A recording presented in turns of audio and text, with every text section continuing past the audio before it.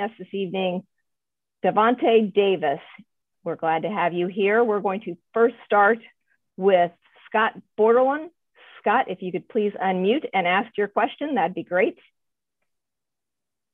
Hey, Devo, I wanted to ask you about the play of Jalen Tate tonight, just how important that was. He scored in double figures in both halves, including 12 points and 5 assists in the second half, and hit some pretty big shots late. He's amazing. He played well, and like you said, he was scoring the ball, and that's what we needed. We needed that spark, and he did it. And as you seen down the stretch, he contributed for us. And the last play of our possession, he drove, and they came in, and he kicked it out to me, and I stayed composed, and I knocked the shot down. Thank you. Next up, we have Tom Murphy with the Arkansas Democrat-Gazette. Tom?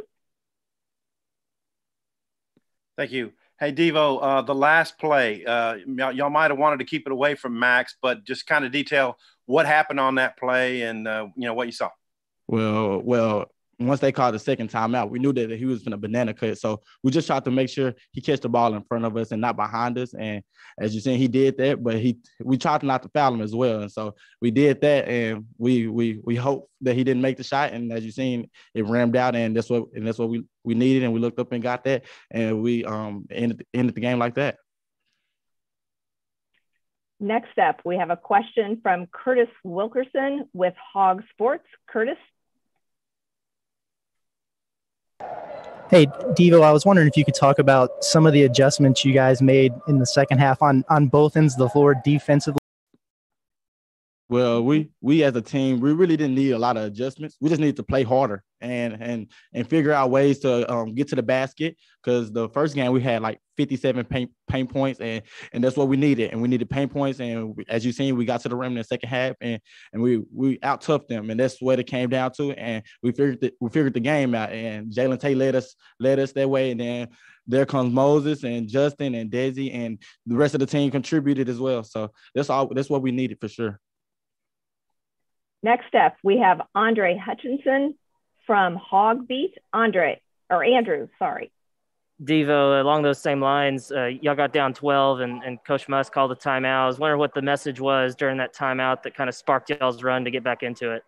We just knew that we needed to play harder, and that's all it was. We wasn't playing hard. We was playing slow. We was let them slow us down, and this was not what we needed. We're a fast team. We needed to score in the paint, like I said, and as you've seen, we did that. And Coach must know that we're always going to compete.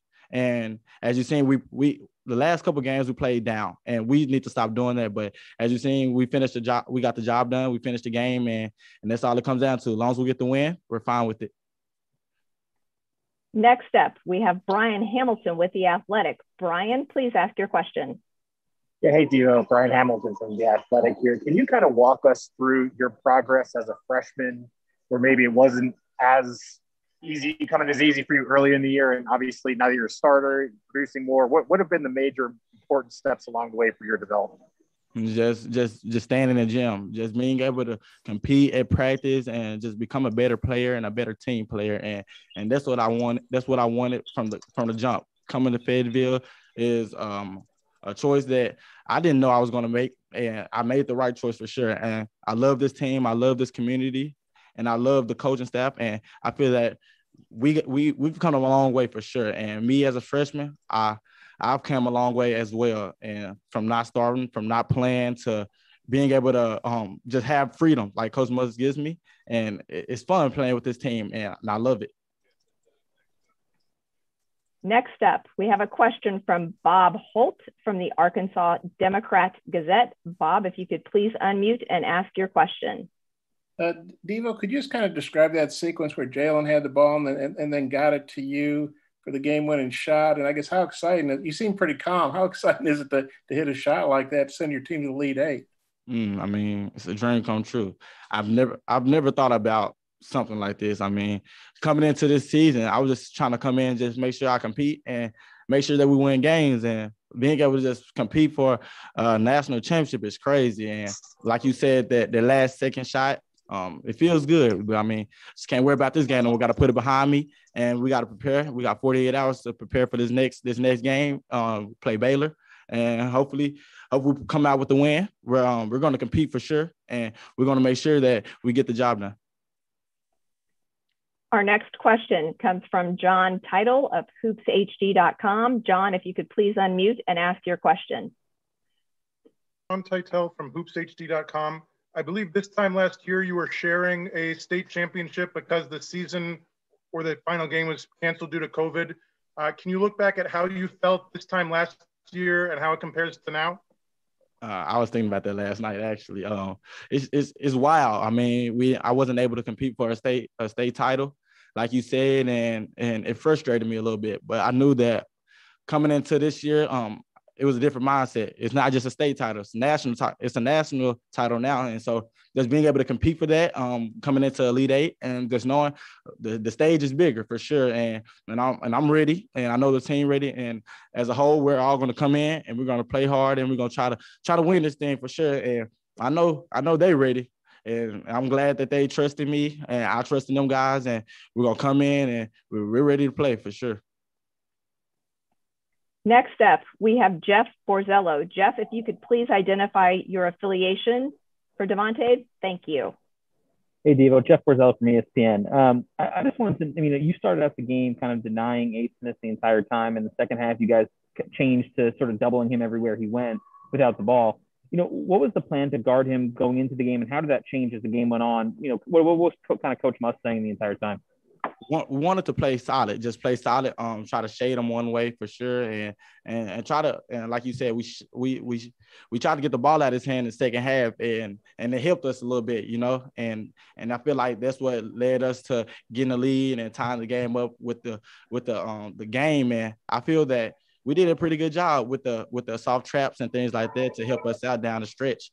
I think that Ace Smith is a great player, and they was calling a lot of fouls for him. And so we was in foul trouble, so we just try to play soft. But also, if we needed to switch, we'll switch for sure.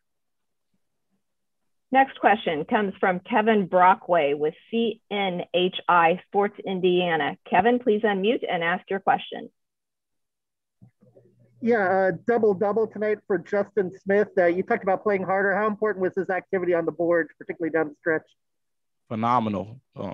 He's a great offensive rebounder for sure, and that's one thing I love about him.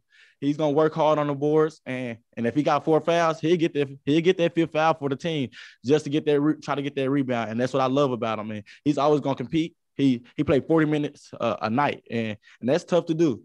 Coming in as a player, not knowing how the year is gonna go for him. He's came in, he's contributed to the team. He's a leader. And that's what we love about him. He's going to lead us, and he's going to play his hardest. Just 2 more questions for you. The next one coming from Patrick Dallahan. Patrick, if you could please unmute and identify who you are with, that would be great. Thank you. Hey, Devo. Obviously, congratulations on an awesome win. It's a really big win for you guys as a team, and for you in particular. You're obviously a really young kid, so you haven't had to face as much pressure as you had tonight. So what was it like when you had the ball in your hands to take that final shot? I mean, I think I put in the work. I put in the work, and I know that the work is gonna come, and it's gonna come, and that's what it came down to, just putting in the work. And as you're saying, I knocked the shot down, and like you said, pressure. I don't think it was pressure on me for sure.